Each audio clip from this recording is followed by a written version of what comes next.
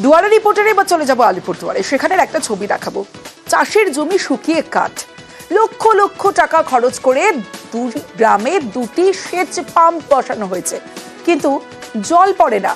আর ঠিক এইভাবেই শুকিয়ে কাঠ ফসল, যে ছবি আপনারা দেখছেন, 500 বিঘা জমি শুকিয়ে কাঠ হয়ে গেছে। সরাসরি চলে যাব, আমার সঙ্গে আমার প্রতিনিধি রাজকুমার রয়েছে, কথা বলবো রাজকুমারের সঙ্গে। রাজকুমার, লক্ষ লক্ষ টাকা খরচ করে যদি পাম্প বসিয়ে সেই পাম্পে জলই না পড়ে, তাহলে পাম্প বসানোর মানে কি? কেন জল পড়ে না?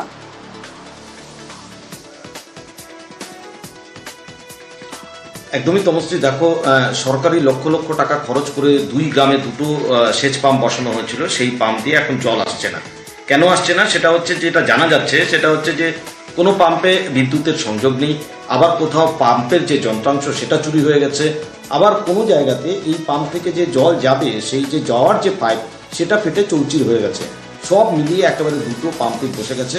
ফলে 500 বিঘা, 500রও বেশি বিঘের জমি কিন্তু কার্যত একেবারে শুকিয়ে কাঠ হয়ে গেছে।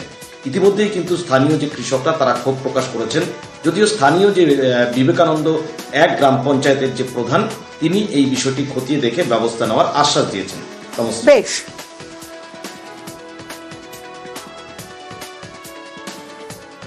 এবার মহিষাদলের ছবিটা আপনাদের দেখাবো। জলের পাইপলাইনের সমস্যা 1-2 দিনের সমস্যা নয়, 1.5 মাস ধরে এলাকায় বন্ধ জল। এই তীব্র গরমে জল সংকট মহিষাদলে। সরাসরি চলে যাব, আমার সঙ্গে আমার প্রতিনিধি সুজিত ভৌমিক রয়েছে, সুজিতের সঙ্গে কথা বলবো। সুজিত, একই টেম্পারেচার দিনের পর দিন বাড়ছে, এই গরমে যদি জল না পান মানুষ, তাহলে তো সমস্যা হবেই। তীব্র জল সংকট, কতটা সমস্যায় রয়েছেন তা তো ছবি দেখলেই বোঝা যাচ্ছে। প্রশাসনকে জানানো হয়েছে, প্রশাসন কি কোনো পদক্ষেপ নিল আদেও?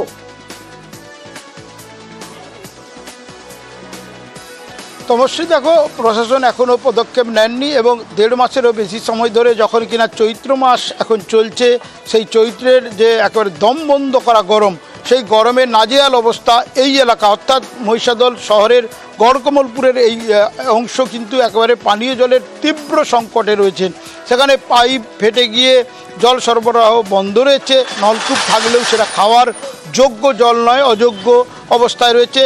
তার ফলে মানুষের সমস্যা কিন্তু বাড়তেই আছে। মহিষাদল শহর ঘেঁষা এই গড়কমলপুরের এই অংশ, সেখানেই যদি এই অবস্থা হয় তাহলে গ্রামের অবস্থা কী? কারণ মানুষজন দ্বারস্থ হয়েছেন পঞ্চায়েত প্রশাসনের।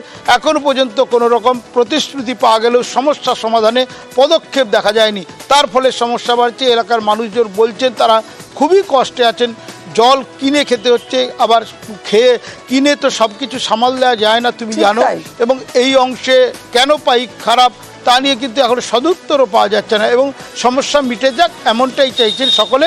দ্রুত পদক্ষেপ নেওয়া হবে এমনটা প্রতিশ্রুতি দিচ্ছে প্রশাসন। প্রতিশ্রুতি মিলেছে, কি পদক্ষেপ নেওয়া হয়, কতদিনে জল পান এখানকার মানুষজন, আমরা খবর সম্প্রচার করলাম, অবশ্যই আমাদের নজর থাকবে।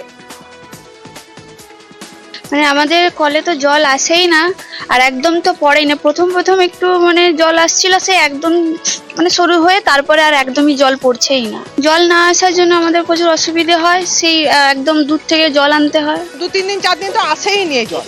কতদিন বলতে 3-4 বছর হয়ে গেল। পঞ্চায়েতকে বলে কি হবে, পঞ্চায়েত তো এসে দেখে গেছে। এই যে কবে ঠিক হবে তার কোনো ঠিক নেই। তারপরে অন্যান্য জায়গায় কি এখনো কাজ বাকি আছে বলছে।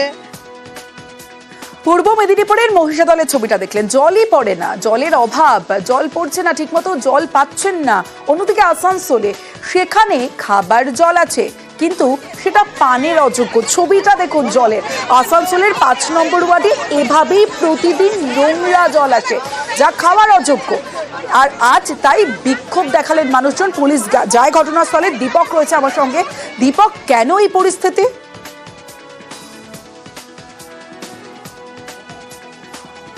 দেখো, পৌর আধিকারিকদেরকে বিষয়টি বারবার জানিয়েও সমস্যার কোনো সমাধান হয়নি। গ্রামবাসীদের অভিযোগ, আসানসোল পৌরসভার 5 নম্বর ওয়ার্ড জামুরিয়ার কুয়ামোড় এলাকায় গত কয়েক মাস ধরে এই দূষিত জল আসছে পৌরসভার পাইপলাইন থেকে। শুধু দূষিত জল না, জলে দুর্গন্ধ উঠছে। এবং তার ফলেই তারা বিভিন্ন রোগে তারা আক্রান্ত হচ্ছেন, কারো পেট খারাপ হচ্ছে। এই সমস্যার মধ্যে কথা জানিয়েছে স্থানীয় কাউন্সিলর থেকে পৌর চেয়ারম্যানকে, কিন্তু এই সমস্যার সমাধান না হওয়াতে আজকে বাধ্য হয়ে তারা অবরোধের পথ বেছে নেয়। একেবারে আসানসোল জামুরিয়া রাস্তা অবরোধ করে বিক্ষোভ দেখাতে থাকে গ্রামবাসীরা এবং ঘটনাস্থলে পুলিশ গেলে পুলিশকে সেই দূষিত পানীয় জল তুলে দেয়। কারণ হচ্ছে এই দূষিত জল তারা পানের অযোগ্য, একেবারে সেই জল খেতে পারবে না। অন্যদিকে আসানসোল পৌরসভার দাবি, যেই পাম্প হাউস থেকে এই জল পানীয় জল আসছে, অজয় নদের দরবারডাঙ্গা পাম্প হাউস থেকে জল আসছে, পানীয় জল পরিষেবা দিয়ে থাকে জামুরিয়া অঞ্চলে, সেই দরবারডাঙ্গা পাম্প হাউসে ইসিএল এর এক কয়লা খনির জল এসে মিশে যাচ্ছে, যার ফলে জল দূষিত হয়ে পড়েছে। দ্রুত সমস্যার সমাধান করা হবে, কিন্তু গ্রামবাসীদের কাছে এখন একটাই প্রশ্ন, কবে এই সমস্যা সমাধান হয়। বেশ, নজর থাকবে আমাদেরও। জলটা দূষিত হওয়ার কারণ একটাই যে সাইডে কিছু মাইন্স আছে, কি যেটা বীরভূম এলাকা থেকে কিছু নাকি দূষিত জল ওই সাইড থেকেও ঢুকছে। তার জন্য আমাদের তদন্ত করে আমরা দেখেছি, তার জন্য টিডিএসটা বেড়ে যাওয়ার জন্য এই দূষিত জল আসছে। আমরা অলরেডি ফিল্টার করে জল যা ফিল্টার করা করেছি, ট্রিটমেন্ট বসানোর পরে জলটা ফিল্টার হয়ে নদীতে পড়বে, আর আশা করি টিডিএসটা বাড়বে না, কমে যাবে, নরম হয়ে যাবে। আমরা কিনে খেতে পারছি নাই, টাকা দিয়ে কম কেন আপনি হবে বলো, কেন হবে? আমরা জলের জন্য রাস্তা জাম করেছি, আমাদের জল যেন ভালো আছে। কাদা জল খেয়ে পরে বমি পায়খানা সব হচ্ছে, ছেলে মেয়ে সব মল মানুষ হয়ে গেছে। যদি ভালো জল না দিবে দিতে হয় না, বন্ধ করে থেকে আমরা মরে পড়ে থাকবো রোডে। দুয়ারে রিপোর্টারে এবার চলে যাব খড়িবাড়িতে। রাস্তার জন্য টাকা বরাদ্দ হয়েছে 2,80,000 টাকা। স্বাভাবিকভাবেই মানুষজন ভাববেন রাস্তা তৈরি হবে, ভালো রাস্তা দিয়ে যাতায়াত করবেন, কিন্তু না, রাস্তা তৈরিতে ঠিকাদারের বিরুদ্ধে বেনিয়মের অভিযোগ। সরাসরি চলে যাব, আমার সঙ্গে আমার প্রতিনিধি বিশ্বজিৎ মিশ্র রয়েছে। বিশ্বজিৎ, ঠিক কি অভিযোগ?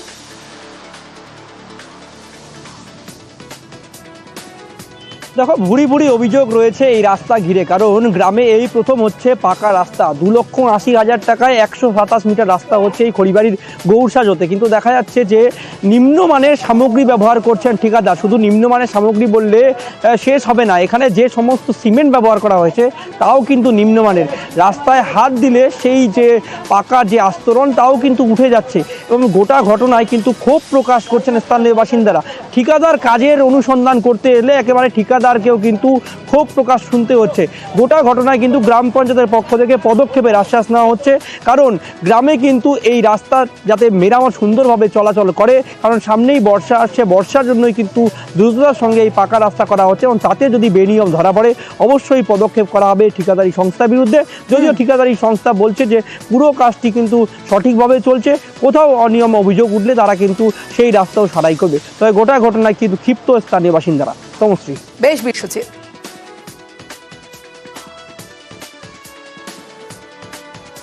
পশ্চিম মেদিনীপুরের সঙ্গে পূর্ব মেদিনীপুরের কেলেঘাই নদীর ওপর এবার স্থায়ী সেতু হচ্ছে। নাঙ্গলকাটায় সেতু তৈরির জন্য বরাদ্দ করা হয়েছে 34 কোটি টাকা।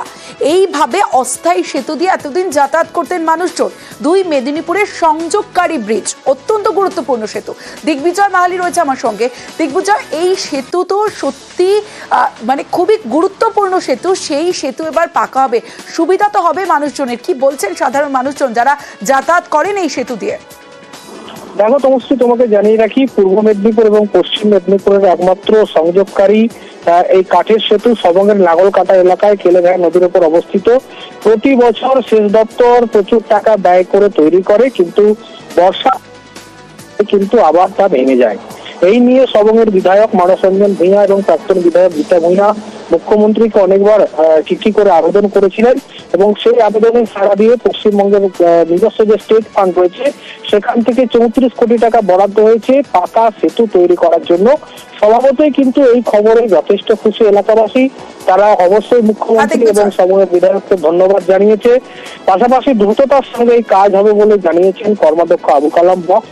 সব মিলিয়ে সবংয়ের যে সমস্যা, 78 বছরেরও পুরনো যে সমস্যা, যেখানে এবার স্থায়ী সমাধান হতে চলেছে, স্থায়ী ব্রিজ পাচ্ছে, স্থায়ী সেতু হবে এবার এখানে।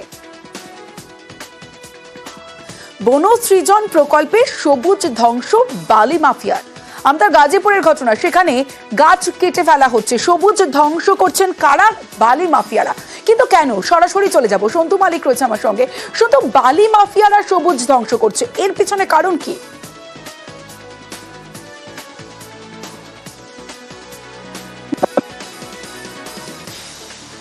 বনসৃজন ফলে বেশ কিছু গাছ লাগানো হয়, সেখানে বেড়া দিয়ে ঘিরে রাখা হয়। স্থানীয়দের অভিযোগ কিন্তু সেই বেড়াই কিন্তু ভেঙে বেশ কিছু গাছ নষ্ট করে কিন্তু রাস্তা তৈরি হচ্ছে, কারণ অবৈধভাবে দামোদর থেকে বালি তোলা হবে। সেই জন্যই কিন্তু এলাকায় বনসৃজন প্রকল্প নষ্ট করা হয়েছে, এমনটাই কিন্তু অভিযোগ। স্থানীয়দের অভিযোগ, এই বনসৃজন প্রকল্প যেমন ছিল তেমনটাই না যদি করা হয়, তাহলে কিন্তু ভবিষ্যতে বৃহত্তর আন্দোলনে যাওয়া হবে। এবং এই নিয়ে কিন্তু আমতার 2 নম্বরের যে যিনি বিডিও আছেন তিনি জানিয়েছেন যে এই বিষয়টি তার জানা নেই।